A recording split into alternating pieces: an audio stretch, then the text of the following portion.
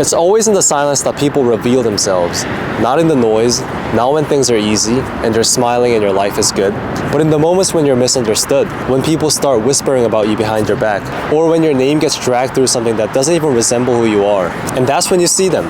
The ones who disappear, the ones who stay quiet, the ones that go, oh, I don't want to get involved, I'm the middleman, as if your character and the truth are something to stay neutral about. If you've ever been on the receiving end of that silence, I want you to know that you're not crazy, you're not alone. It's funny to kind of think that when things start to go wrong, you expect your friends will be there, not just to comfort you, but to believe in you, to stay with you, to stand by your side, to speak up when people twist your words, to defend you when they know the truth. And when they don't, it stings. I can't deny that, it's one of those feelings that you don't really want to go through. But at the same time, it's good because that's when you truly find those people that are not meant for you, that were never actually by your side. You start to notice how quickly they liked your post when life was good, how fast they showed up when it made them look good to be next to you. Now that you're in a situation where standing beside you might cost them something, suddenly they're all neutral.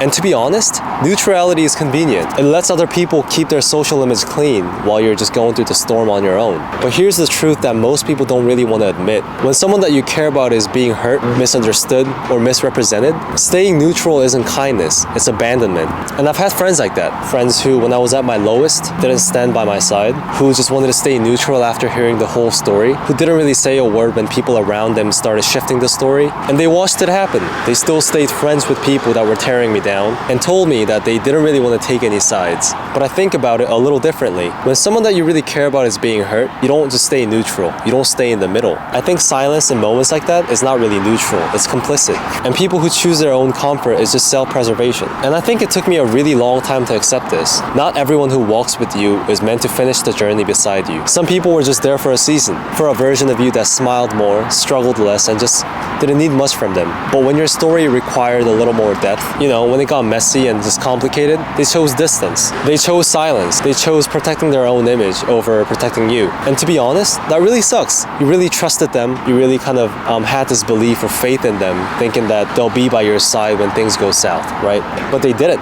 They ended up not really wanting to be involved, even after seeing me hurt and struggling. And that's okay. Their silence made room for people that weren't really afraid to stand in the fire with me. And it really helped me to see their true colors, you know what I mean? So I wasn't really confused anymore. I didn't really have to doubt, and it was okay. I didn't really make any room for someone that stayed in touch but never checked in. I didn't make room for people that don't want to get involved in drama but watch you get hurt. But I made room for people who say, I know you, I know your heart, and I don't need the full story to stand by you. You're not asking for too much. You're just finally seeing who was never willing to give enough. So you don't have to keep on fighting for those people who wouldn't raise their voice for you. Just let go of the idea that loyalty means staying connected to people who only showed up when it served them. I think friendship, or real friendship, really shows up in the dark.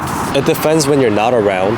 It doesn't flinch when things get complicated, and it doesn't stay neutral when you're hurting. I used to take it personally, questioning myself, maybe I'm expecting too much, but now I see it very clearly. They're just absent, and absence in those moments speaks louder than any words ever could. If they don't speak when you're being torn apart, they're not your people, and that's okay. Because the friends who do matter, the ones who stay, the ones who stand up for you, the ones who speak up, they remind you that you were never asking for too much. You were just asking the wrong people. You don't need an army, you just need a few real ones. The ones who don't weigh their loyalty against their image. The ones who are louder in your defense than they are in your praise. So friends who only show up when it's convenient for them, they're not really your friends. I mean, the real ones don't really need an explanation from you all the time. You gotta realize that silence is also a response, and it speaks volumes, and you should be able to recognize that message.